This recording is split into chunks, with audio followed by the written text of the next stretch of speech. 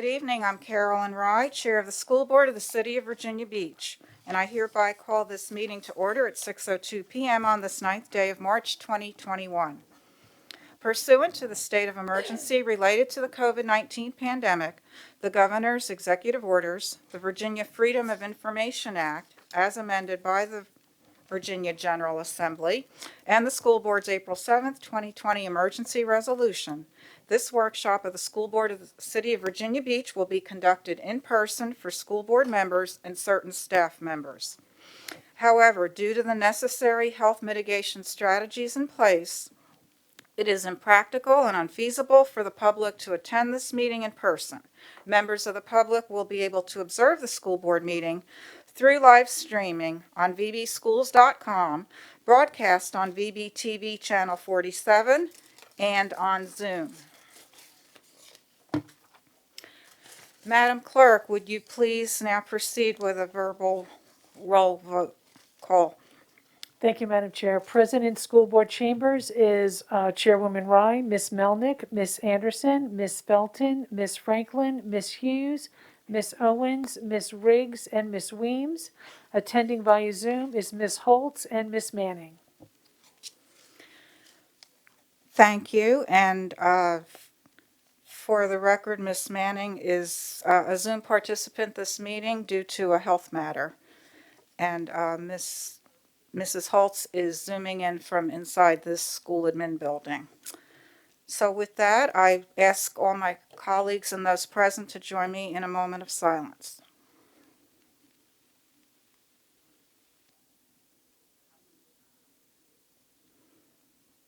And please stand as you are able for the Pledge of Allegiance. I pledge allegiance to the flag of the United States of America and to the republic for which it stands, one nation, under God, indivisible, with liberty and justice for all.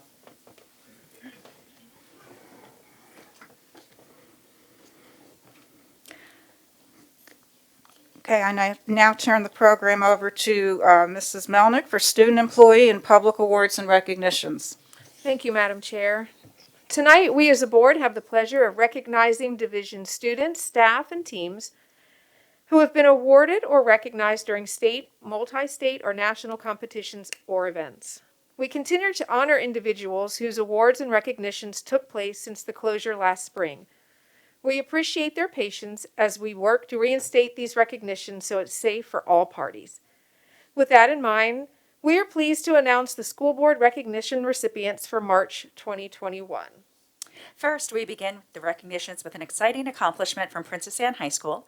Micaiah Holland, as a freshman, was named the 2020 VHSL Class 5 Indoor Track 55-meter dash state champion. And now, as a sophomore, she recently defended her title and won the 2021 55-meter and 300-meter events for indoor track. She also finished third in the long jump. Her winning time of 6.98 seconds is in the 55th, ranked 6th in the nation, and she won the 300 in 40.87, both extraordinary feats. Additionally, in this year's region meet, she set the Region 5A record for the 55-meter dash. When not competing in track, she is also a two-time state champion as part of the Princess Anne High School girls basketball team. What a great athlete. Congratulations to Micaiah. We can't wait to see what great things are in your future. Mrs. Manning.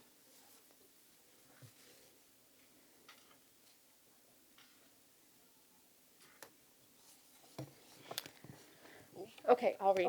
So our next recognition highlights multiple teachers and schools through a recognition of Blue Star WISE accomplishment. WISE, which stands for Working in Supportive Education, is an award-winning national educational nonprofit dedicated to improving lives through programs that develop financial literacy and readiness for college and careers. And we have some outstanding accomplishments to recognize tonight. First, we have our 2019-20 WISE Gold Star Teacher Award winners. To earn the Gold Star Award, a teacher must have students achieve a 93% passing rate on the WISE Financial Literacy Certification Test on the first attempt in at least one of their classes for the 2019-2020 school year. The 19 teachers listed on this slide earned this outstanding achievement. Congratulations to each teacher. Your accomplishments will help our students be prepared for their futures. Thank you. Next, we have the 5 schools in VBCPS that have earned the WISE Blue Star School Award for the 2019-2020 school year. To earn this award, a school must have achieved an 80% passing rate on the financial literacy certification test and have either a majority of students on a given grade level take the test or achieve a minimum average score of 85%. The 5 schools who received this award are listed on the slide. Thank you to the staff, students, and administration at each school for your tireless work on the importance of financial literacy. And to wrap up this recognition, we have 2 schools who were listed in the top 100 schools in the country for teaching financial literacy in 2020. First published in 2013, the 100 Best WISE High Schools National Ranking recognized the schools within WISE's network that showcase excellence in financial education. The ranking is determined with support from an advisory board of experts in both academia and finance. Congratulations to these 2 amazing schools. Thank you to everyone who is working to support our learners to ensure their financial literacy success. Awesome. Next up, we are highlighting one of our schools that has accomplished something tremendous. Parkway Elementary School, under the leadership of Miss Krista Barton Arnold, has been named a 2020-2021 National EC Distinguished School. Parkway is being acknowledged for demonstrating exceptional student performance for 2 consecutive years. 2 schools from every state received this award, which is presented by the National Association of Elementary and Secondary Education Act, EC, state program administrators. This award recognizes schools that are examples of superior federally funded school programs. These schools demonstrate a wide array of strengths, including team approaches to teaching and learning, focused professional development opportunities for staff, individualized programs for student success, and strong partnerships between the school, parents, and community, according to the organization. Congratulations to the students, staff, and administration of Parkway Elementary School. Thank you to each of you for working hard to make every student a priority every day. Rounding out recognitions for March, we want to recognize the Advanced Technology Center's robotics team. Over the past several months of virtual instruction, members of the ATC Coder Z robotics team, who are students in Dr. Barger's Engineering Technology 2 and Advanced Practicum classes, have participated in the Coder Z Pro League competition. This all-virtual competition was open to all middle and high school age students around the world to compete in a virtual format, programming a team robot to complete specific tasks. Each match required students to create algorithms that would allow their robot to utilize sensor input data to adjust the robot's angle of trajectory as it moved across the playing field. At the end of the match, the team totaling the most points won the match and moved on to the next round. The ATC team was placed in Region 1 with other teams from the United States and Canada and placed first in this region. This win made them eligible to compete in the World Championships, which was held January 28th in a virtual online format.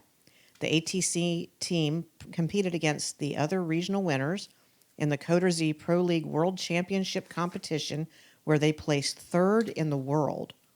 Congratulations to the entire team who honed their coding skills and helped to bring home these unique and outstanding awards for ATC and VB schools. This concludes the recognitions for this month. Again, congratulations to everyone who was recognized this evening.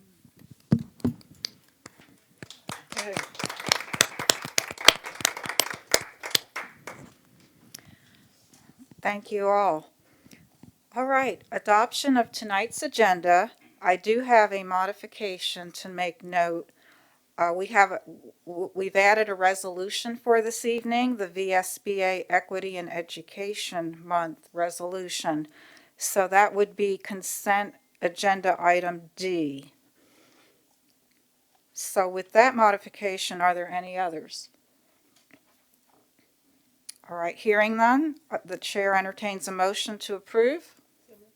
Mrs. Melnick, a second. Mrs. Franklin, please show your approval with a raised hand.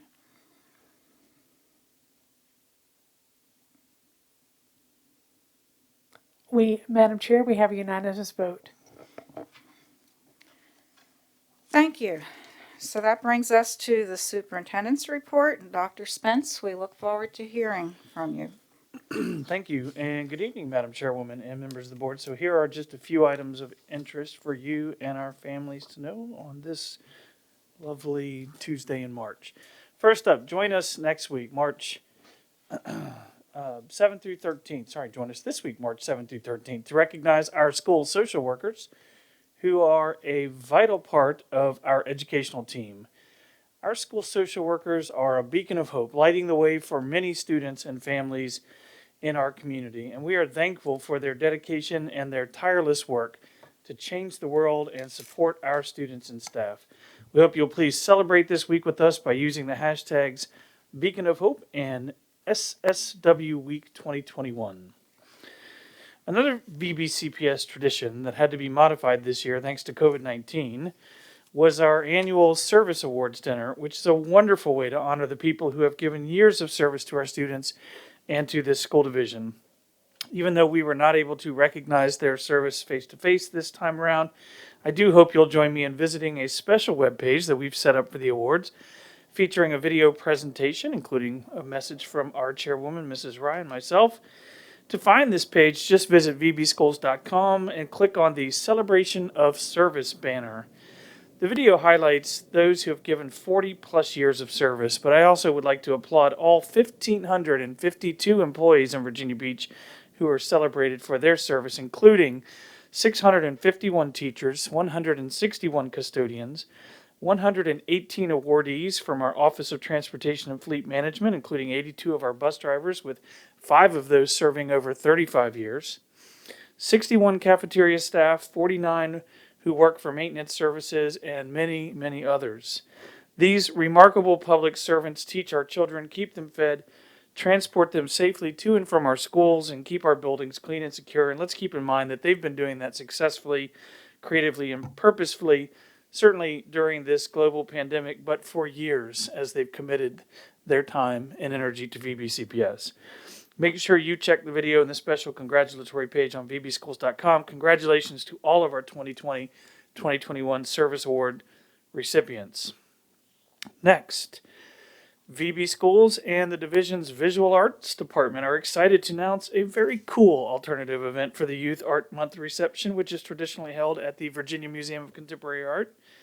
This year, the division will host a 2-night digital drive-in art show for the art students and their families that were entered in this year's exhibition. This digital art show will represent every school in the division and will also be on display using a monitor in the Fleming Gallery at MoCA. Due to safety and spacing mitigations, the drive-in shows are open only to invited art students and their families and teachers, but everyone is encouraged to attend the virtual or the actual exhibition at the Virginia MoCA, on display now through April the 4th.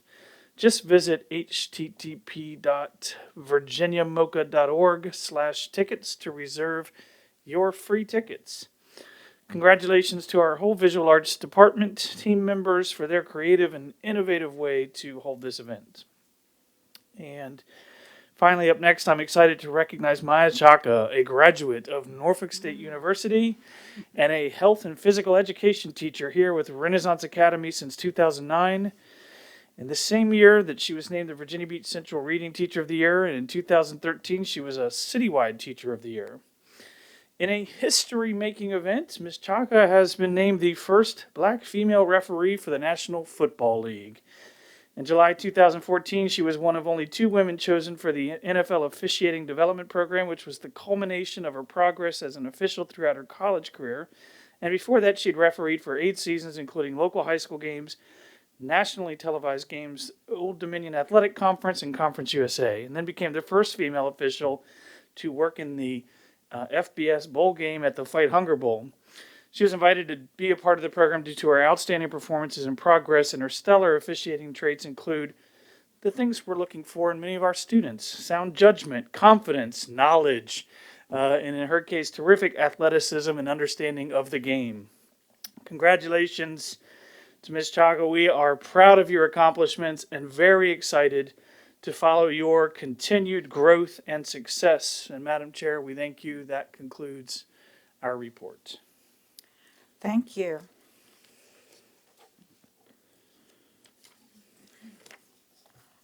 Okay, approval of meeting minutes. We have another pair of minutes to approve this evening, beginning A with the February 23rd, 2021 regular school board meeting. Any modification to these minutes? All right, hearing none, a motion to approve. Hold on, we have, Ms. Holt has her hand raised. You may continue. Okay, false alarm. Motion to approve. Mrs. Anderson, and second, Mrs. Hughes. All right, please show your approval with raised hand. Madam Chair, we have a unanimous vote. Thank you. Item 9B is the March 2nd, 2021 special school board meeting, last week. Any modifications? All right, hearing none, a chair entertains a motion to approve. Mrs. Riggs, a second. Ms. Owens, please show your approval with a raised hand. Madam Chair, we have a unanimous vote. Again, thank you. Item 10, hearing of citizens and delegations on agenda items. Madam Clerk, please confirm my understanding that there are none this evening. This evening, we do not have any speakers for agenda items. Thank you. So now moving on to the consent agenda, I will go ahead and read through the list, and we will be reading the resolution before we entertain motions. So A is new course Algebra 3. B, recommendations of general contractor. B1, Indian Lakes Elementary School RTU replacement. B2, Bayside High School HVAC replacement. And C, Policy Review Committee recommendations. 8 of these: Policy 3-1, Financial Management, Policy 3-2, Ethics and Public Contracting, Policy 3-41, System of Accounts. 4 is Policy 344, Financial Reports. Number 5 is Policy 347, Surety Bonds. 6 is Policy 348, Insurance. 7, Policy 3.49, Petty Cash Funds. 8 is Policy 353, Advances and Expenses. And D is the resolution, and Mrs. Melnick, would you please, or is, okay, so the resolution for VSBA Equity in Education Month. And Mrs. Felton, would you please read for us? Thank you. Thank you, Madam Chair. My honor. VSBA Equity is Education Resolution, March 2021. Whereas it is critical that we highlight the need for a continued focus on educational equity so that all students can be all that they can be. And whereas the division adopted Educational Equity Policy 5-4 to anchor our commitment to equity and accountability. And whereas we recognize the factors including, but not limited to, disability, race, ethnicity, and socioeconomic status have a demonstrated history. And let me repeat that. Whereas we recognize that factors including but not limited to disability, race, ethnicity, and socioeconomic status has demonstrated history of impacting the educational opportunity provided to a student, and whereas the promise of public education is for every child to be successful in school and life, and whereas it is important for Virginia Beach City Public Schools, families, students, teachers, and school administrators to be aware of the diverse needs of learners and to encourage discussion of our challenges as a school community. And whereas the Virginia Beach Board Association has established a task force on students and schools in challenging environments to make recommendations and to stay at the forefront of discussions on equity in Virginia schools. And whereas we recognize that inequality in resources, including educational settings, supplies, technology, and physical learning space, impedes students' learning. Now, therefore, be it resolved that Virginia Beach City Public Schools recognize the month of March 2021 as VSBA Equity in Education Month, with the intention that educational equity, best practices, and programming be discussed and implemented in Virginia Beach City Public Schools, communities, and classrooms during that time and always. Be it finally resolved that a copy of this resolution be spread across the official minutes of this board, adopted by the school board of the city of Virginia Beach this 9th day of March 2021. Thank you. Thank you, Mrs. Felton. With that, the chair entertains a motion to approve the consent agenda. Mrs. Riggs, and a second, Mrs. Melnick. Okay. Please show your approval with raised hand.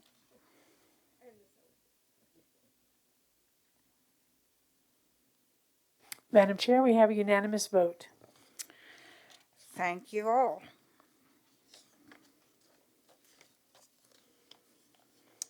Okay, now the action portion of the agenda. Personnel report, administrative appointments. Motion to approve. Mrs. Riggs, second, Mrs. Hughes. Discussion?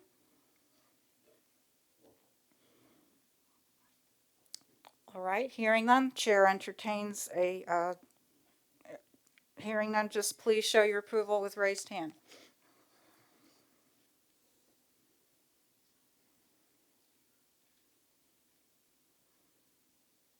Ms. Manning, how do you vote?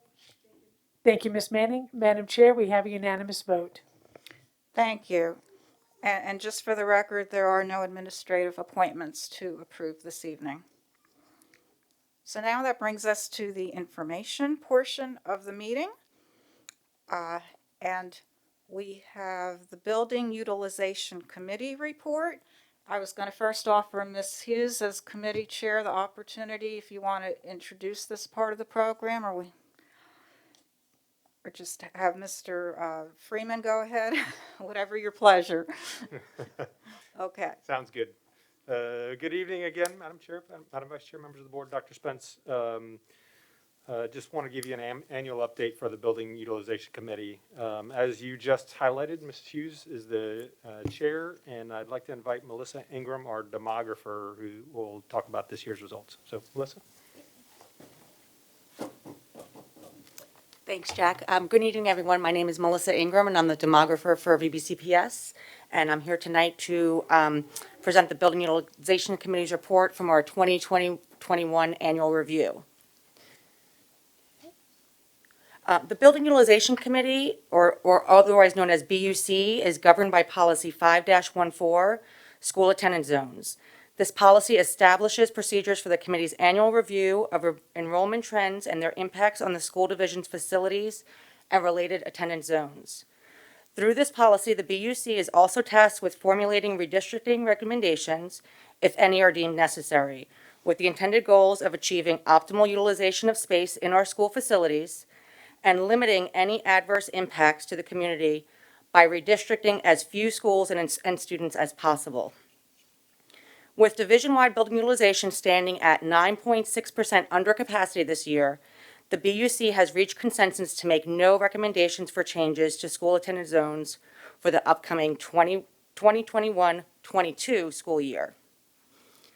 The Building Utilization Committee is comprised of 7 members, with 3 school board members, from which Ms. Laura Hughes serves as the committee chair, 2 members of staff appointed by the superintendent, and 2 members of the community representing the Council of PTAs and the Council of Civic Organizations. The BUC reviewed September 30, 2020 K-12 membership data, looking at both school level and grade level data. 63,836 students in grades K-12 are served throughout the division this year in over 86 facilities. The committee also discussed the impact of a growing population in our preschool special education, pre-kindergarten, and CSEP programs. As of September 30, this additional population of 1,823 students results in a total of 65,659 students served by VBCPS in school year 2021, ranging from grades preschool to 12. Looking at historical factors from a facilities perspective, the school division closed Plaza Elementary School in school year 09-10 and has removed 315 portables division-wide between peak membership in 97-98 to this school year 2021. From a population perspective, there has been growth at the kindergarten grade level in recent years with the phase-in of full-day kindergarten, fully achieved this school year 2021.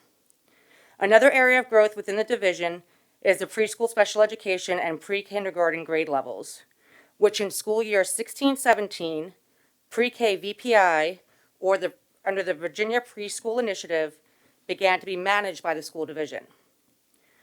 While this is an unprecedented year with the COVID-19 pandemic, the school division successfully initiated virtual learning options, with 40% of K-12 students opting for virtual learning as of September 30, 2020, rather than those students enrolling in other private or homeschool options for this school year.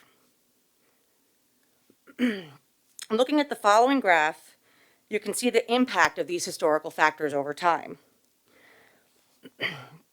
The school division reached peak enrollment in school year 97-98 at roughly 77,600 students in grades K through 12, following the growth of the 70s and 80s.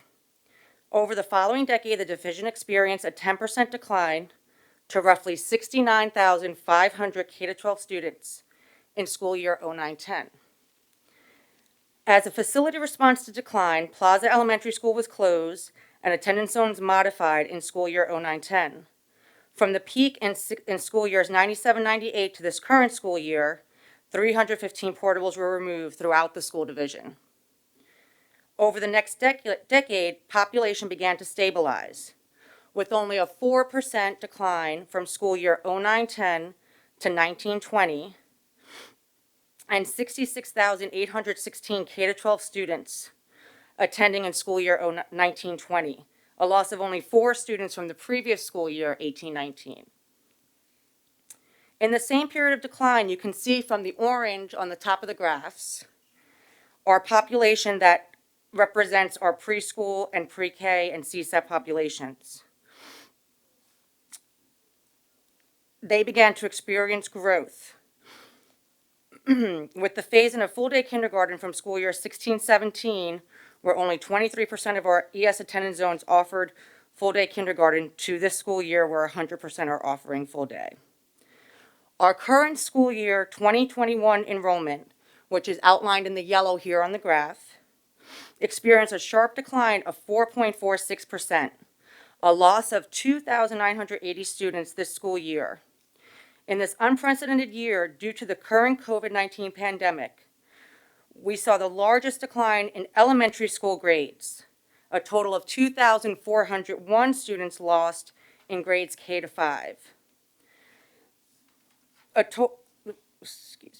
At the kindergarten level, this equated to 890 students, and roughly 300 students decline in each grade of levels 1 through 5. At the middle school and high school grade levels, the loss of students was not as severe, with 523 students declining from last year in grades 6 through 8, and only 56 less students in grades 9 through 12. Program offerings by VBCPS and greater flexibility of students and higher grade levels may have helped to retain students within VBCPS programs, rather than parents opting for other non-face-to-face options outside of the school division. Looking at membership projections on the right side of the graph, we anticipate a return of students who were lost this school year over the next 2 years, as vaccines and other COVID-19 related remediations are realized and put in place. Membership is then projected to stabilize with a slight decline in the following 3 years to roughly 65,000 K-12 students and 66,700 PS to 12 students 5 years from now in school year 25-26. Student distribution across the division varies by area. As you can see on the map here, the highest densities are shown in dark blue and lower densities shown in yellow. You can see the higher density in the northwest part of the city, where particularly our elementary school attendance zones are more densely populated as well. Optimum capacity of a school building is derived from an annual review considering student population needs and program requirements, which determine the number of seats that can be accommodated in a space due to that school's needs. Optimum capacity fluctuates annually due to student numbers and needs per grade level. Teacher-student ratios also have a significant impact on capacity. With capacity compared to student membership, acceptable building utilization is considered to be within the range of plus or minus 10% of optimum capacity. While this is a unique school year, the committee looked at capacity in terms of full enrollment in order to adequately assess capacity for when the pandemic is behind us. This current school year, all schools were either in an acceptable utilization range of plus or minus 10% or under capacity. Division-wide, schools are 9.6% under capacity. There are no recommendations for attendance zone changes for next school year 21-22. The attendance zone changes approved last year for this school year have also been successful, with new housing now generating students for Pembroke Elementary School rather than Point of View. Looking at the elementary school level, we have roughly 28,100 students spread out over 56 facilities. Looking at the accompanying map on this slide, all schools are either within an acceptable utilization range, within plus or minus 10% of their current school year's capacity. These attendance zones are shown in white on the map. Or schools are under capacity, less than 10% of the current school year's capacity. These attendance zones are shown in yellow on the map, which would allow for growth of programs. No schools are over capacity, greater than 10% of capacity. If schools were determined to be over capacity on this map, they would be shown in red. Looking at middle schools, we have roughly 15,200 students spread out over 16 facilities. All schools are either within an acceptable utilization range, shown in white on the map, or under capacity, shown in yellow on the map. No schools at this level are over capacity, which would be shown in red. And at the high school level, we have roughly 20,500 students spread out over 12 school facilities. As with the elementary and middle schools, all high schools are either under capacity, shown in yellow, or within an acceptable utilization range, or plus or minus 10% of optimum capacity. There are currently no schools over capacity. The monitoring and work that the BUC has done throughout the years shows at all 3 school levels reviewed. With no schools currently over capacity, schools have the flexibility to offer needed resources and programs that strengthen 21st century learning for VBCPS students. Thank you for the time and opportunity to present this information to you today. I'll now turn it over to Jack Freeman, our Chief Operations Officer, to close the presentation. Thank you, Melissa. So there were just a couple of things that I wanted to talk about on this one slide, and my apologies, there's a formatting challenge, the way that it shows up electronically. So if you have your copy in front of you, you can see something that's kind of a little bit more clearly lined out.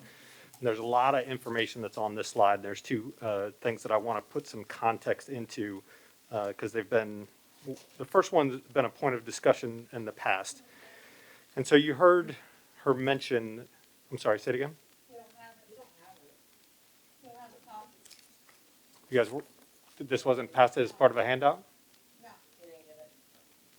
Okay, my apologies. We will get it for you. So as part of this, you can see that 1997 is all the way on the left, and it's moving over towards present day. And so our peak population was in 1997, and at that time, you probably heard Melissa talk about the number of portables that we have reduced over time.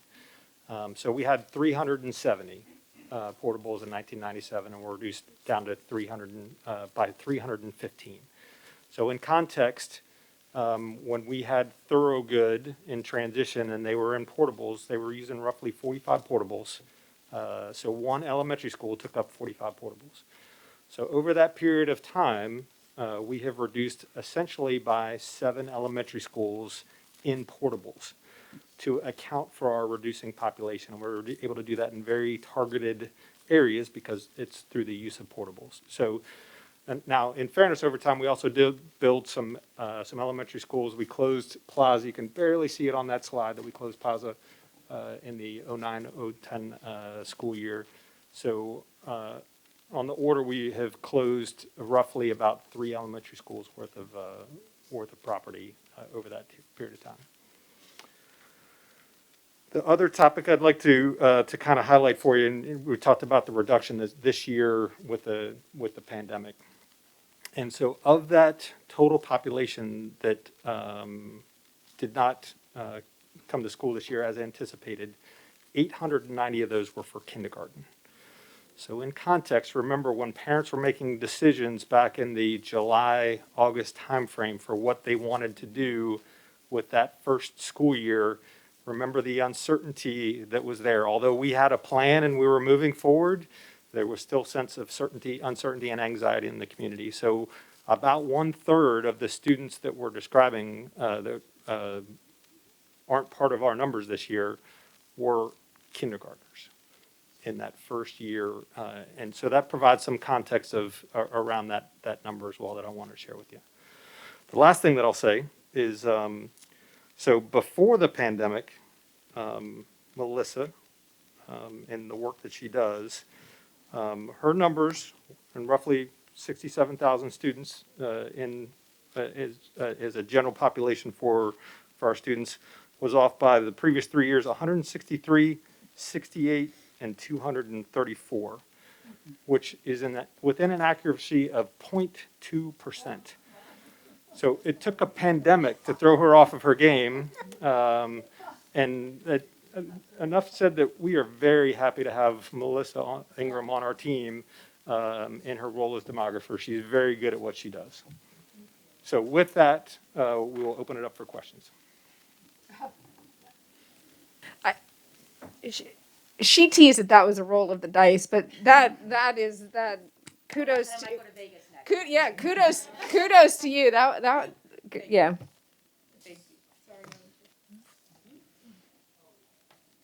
Colleagues, committee members? Mrs. Franklin. Mr. Freeman, just again, because I don't have that much of a point of reference, but so with the decline in the students, is that because of population decline? Like they're just not having as many kids? Would you say that is what you've seen over the number of years? Yes, absolutely. So the birth rate that we saw back in 97, 98, or so that would be 92, 93, that feeds that kindergarten population, was roughly 7,500 students. Unfortunately, this year we're at roughly 6,100 students that were born 5 years prior for this kindergarten population. And, we're trying to project a steady birth rate, but unfortunately the next 3 years, we also just have a slight decline in that as well. So that really feeds, from our kindergarten grade level up. Again, as I mentioned, though, the offering of full-day kindergarten really helped to create that grade level, which is like roughly 4,400 per grade level. Back up, it was almost 5,000, which is the same as the rest of K through 5 last school year. It unfortunately did take a drop this school year, but as I said, again, hopefully with our programs offered, we'll see a return of those students to the division. Okay, so as a demographer, I assume that you're constantly watching those types of statistics and numbers, and so do we have an expectation that, and I'm sorry if I missed this, but is there an expectation that we are going to see an increase, or are we going to see it kind of level off, or? Well, like, as I said, unfortunately, our birth rate is at 6,100 now. We're looking, we only know for the next 3 years, we didn't have this year's birth rates yet, but they're slightly declining. One of the good things we are seeing with our population is the retention rate at the high school grade levels. Even during this pandemic, we saw a decline at every school grade level except for grades 10 and 12. At the high school grade level, there was actually an increase. So it's important that I think students who have choice and they have opportunities here in VBCPS, that it helps at the higher grade levels as well to retain those students. That's, well, they're probably going to stay with their classes. Yeah. Yeah, and also, how hard is it with the military population in Hampton Roads to determine, how much we need to plan for incoming students, outgoing students? How difficult is that to plan? It was a little bit more of a fluctuation. We had some housing being redone over at Little Creek and some other bases in the area. Those have been completed now, so not as much mobility. The military housing is one of our higher student generations of housing, and their next would be our single-family housing. So, Oh, thank you. Anybody else? any other questions? Or? It's a good time to note for the public, given that we are at 100% full-day kindergarten this year, that the reduced enrollment contributed to the fact that it was just a huge deal for us as a division, that we didn't need to do any additions at any of our 55 elementary schools to make this happen. So it just kind of all intersected at just the right time. That's a wonderful point, Ms. Fry. Yes, actually, we were trying to plan for that, and I think you hit the nail on the head. We were either able to satisfy it with some portable moves or just the attrition within the school building. We were able to fill in that population. Anybody else? So our thanks again to the committee and to our staff, and this annual report is now embedded in policy, and it's a lot of good information that needs to be shared annually, whether or not there's any rezoning request. Yeah, and I appreciate sharing it with you all. Thank you very much. Okay. Thanks.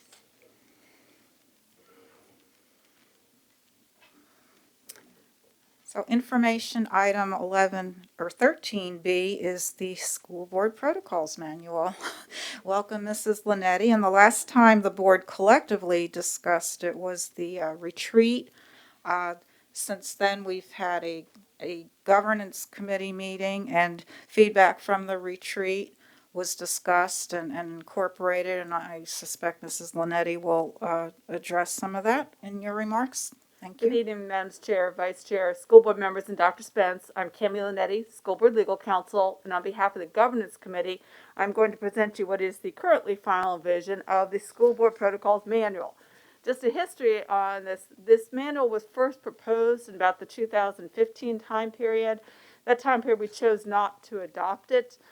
Last year when we started working with the Governance Committee, it was decided that we would try to resurrect it, but it's needed a significant amount of work done at that time period. So Mrs. Rye and Mrs. Anderson took on that work to redevelop the policy manual, make it consistent. Excuse me, Mrs. Riggs. Oh, I'm And- sorry, Mrs. Riggs. I apologize, Mrs. Riggs. It was Mrs. Riggs and Mrs. Anderson. They took on the bulk of this work going through this. You saw a lot of the bylaws they brought to you this year for changes, where as we were working through the protocol manual, we looked at different practices and things that needed to be done. And we were adjusting bylaws to match that. Some of the stuff you saw come through a lot during the fall were changes that we had made. At the mini retreat in January, we presented to you, it was Dr. Bannicky was working with you. We took all those comments back. We incorporated a considerable amount of them. We relooked at some of the information we had, and then we did another draft of the policy manual. So this time we took it out, which you would have seen redlining before. We tried to get it in one final format, did a redo on the introduction, tried to get our policies and bylaws that are actually quoted in here up to date. So we think this is the close to final version that we're going to be sending to you at this time period. Because you have not had a document like this in the past, we felt necessary that the entire board will need to adopt it, so it becomes an official document. It is not a bylaw, it is not a policy, it's not a regulation, so therefore, for it to be a work or a governing document for the school board, you would need to adopt it. So this time, we're presenting it to you in what's the most current version of the policy manual. We still have some time if there are other changes, but otherwise, we'd be recommending on behalf of the governance committee that you adopt this manual at the next meeting, and I will allow Mrs. Riggs or Mrs. Anderson to make comments about the protocol manual at this time.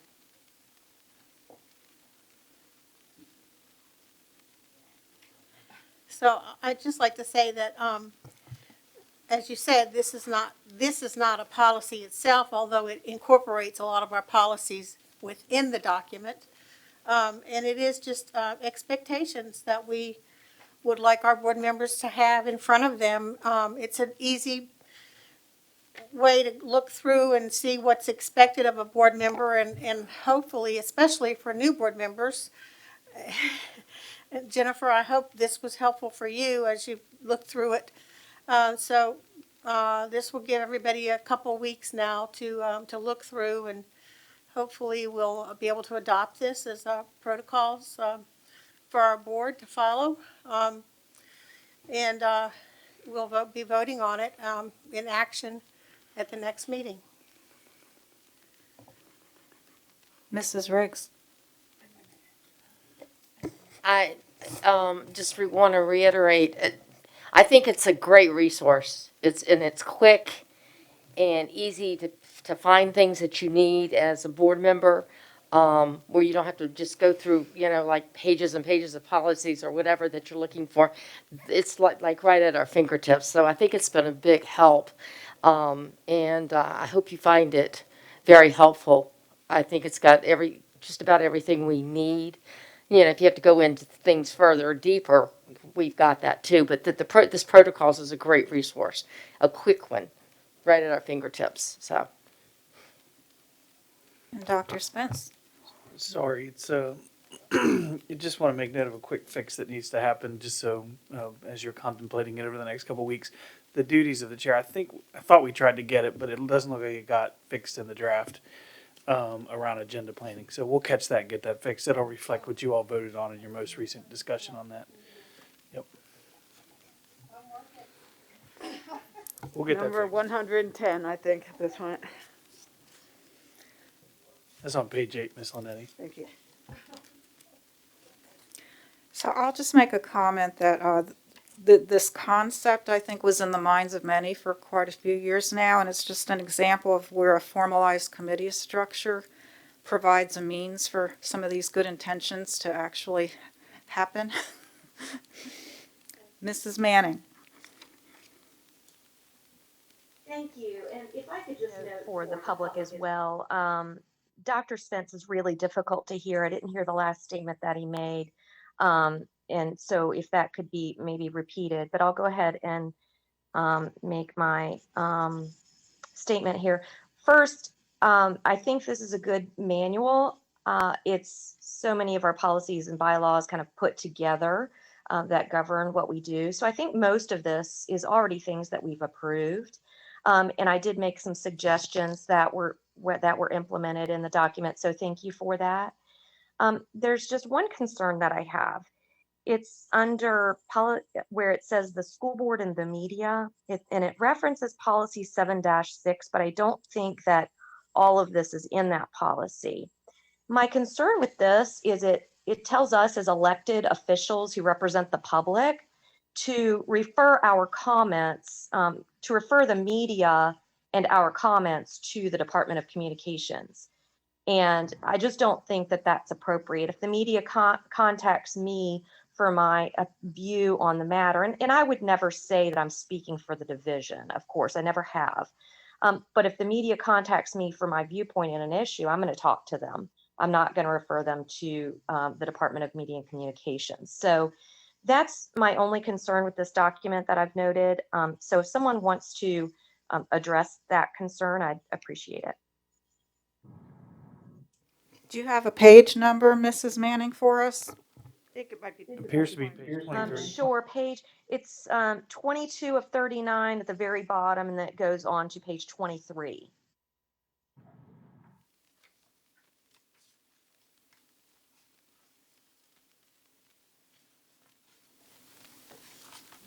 Mrs. Weems, speaking to that. Yeah, unfortunately, I don't have it in front of me. I thought that we discussed that, and I thought we did change the wording. It doesn't state anywhere in there that the school board is expected to direct that to the Department of Media and Communications. Yeah, what What was, it specifically says is the superintendent serves as the primary spokesperson for the school division in dealing with the public and media. See the superintendent's contract. Superintendent is also responsible for establishing a basic and reliable source to which the news media may turn to for information. See policy 7.6. And then it says for issues in which a public comment is expected, the Department of Communications and Community Engagement will typically prepare a formal statement for all media outlets, followed by, however, if a school board member is in an unexpected situation in which he/she is asked for an immediate comment, the protocol is to inform the media that the school board member is not the official spokesperson for this issue. The media should contact the school division Department of Communications and Community Engagement for an official statement. The school board member's comments are unofficial and do not represent the consensus of the entire school board, and that the school board member must maintain confidentiality on certain matters to remain in compliance with applicable laws. Then says school board members should inform media that they are not authorized to comment on matters involving pending or potential litigation, student matters, especially discipline and special education issues, personnel matters, liability for actions by school division personnel or agents, and other matters kept confidential by applicable law. So it doesn't say you have to refer them to that. It does say if you're looking for an official statement, you need to contact the Department of Communications. Every board member, I think, recognizes you don't speak for the board. You don't make official statements for the board or the school division. You can speak as a person, on your own views as a member of the school board. But if they were looking for an official statement, I think the purpose of the manual is to suggest you need to contact the division. Mrs. Manning, were you able to discern Dr. Spence's comments? Yeah, I understand that point of view. But it says the protocol is to inform the media that the school board member is not the official spokesman, which they know that, and I've never said that I am. And that they should contact the division, Department of Communications. So, I guess I'm just a little concerned that it's saying that the protocol is to inform the media that they should contact Media and Communications. And again, it does say down in number 2 that, school board members' comments are unofficial. I mean, are we expected that that every time the media contacts us, because it says the protocol is to inform the media that number 1, number 2, number 3. I'm not going to go through all of those every single time a media person contacts me. I speak in my own viewpoints, and I think the media understands that. may I finish mine? Yes, go ahead, Mrs. Weems, then Mrs. Yeah, Anderson. we did discuss this because I think I was the one that brought it up because the people that I had contacted had some concerns on this very issue. So I take it that, yeah, if the media calls me and I choose to answer, I usually know their number and I usually choose not to answer. But if they call me and I want to talk, I'm going to say what I want to say, what I feel like I need to say, whatever my opinion is, because I am just Carolyn Weems. And then if they want an official statement, they will call Natalie Allen. So I don't think that it takes away. In my opinion, this does not take away my right to speak my opinion as one board member. Right. And so, yeah, I think that we need to all be comfortable with that. But obviously, official statements come from Natalie's office but all 11 of us can speak, and all 11 of us may have differing opinions. Some of us like to talk a lot to the media, some don't, but I don't think that has to stop. I think you, me, us, we can say and talk with whatever radio station, TV station, newspaper person that we want to, and we can say whatever we want to as one individual board member. Mrs. Anderson? And Ms. Weems just put it very succinctly. It's absolutely does not take anyone's right away from speaking to the media. Yes, I know that the media would know that it's my opinion and I'm not speaking for the board, and this is not directed toward any one board member who may choose to speak or not speak to the media. This is just very succinct. It tells you, it doesn't state anywhere in here that you can't speak to the media. It just basically lays out what the protocol is. And if you choose not to speak to the media, this is a good protocol to follow. So but Ms. Williams, you put it very succinctly, and I appreciate that you explaining it that way. The follow-up to the first comment, Mrs. Manning, if you hopefully you can hear me better now, was just a noting on page 8 under the duties of the chair that needed to be fixed because it didn't reflect the recent board vote on agenda planning. Okay, thank you very much. And yes, I can hear you much better now. Thank you. Well, we appreciate your concern, and you've heard now from a few committee members, and I don't think the intent is that we're not expecting you or any other colleague to go through this list with each call, but whichever one happens to, if it should apply, I think is the inference. Say, if it's pending litigation, we all know well enough to say that. But I know your focus was more on the section above, the 1, 2, 3. Yeah. Yeah, thank you very much. I think it's clear. It sounds like we're all on the same page there. Thank you. Okay. You're very welcome. Other comments? So you have so there's 2 weeks between now and the next meeting, and so the offer still stands, and your responsibility is that if you do take another look and want to reach out to any committee member or Mrs. Linetti, please feel free to do so. But as Mrs. Anderson noted, it would be on as an action item next meeting. Thank you. All right, thank you.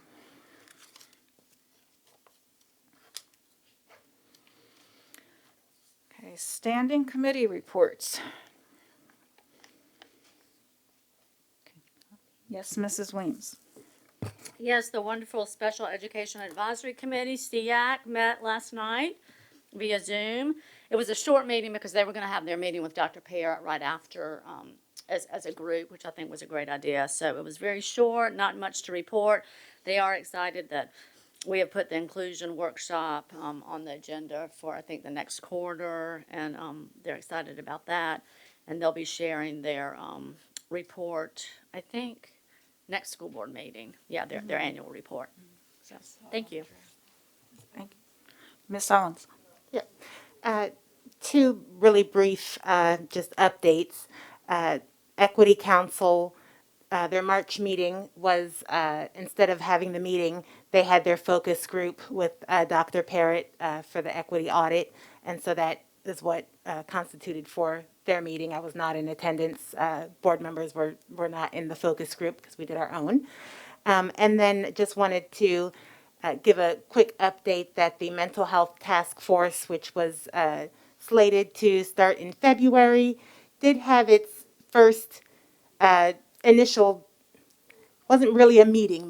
We ended up having a virtual, they're all virtual, but a asynchronous, if you will, first meeting because of some conflicts and some scheduling things. But information went out, videos that explained the purpose and the goals, and then everybody had some individual homework to bring back to the next meeting. So it is up, it's running, we're moving on it, and we'll have our synchronous March meeting coming up this month.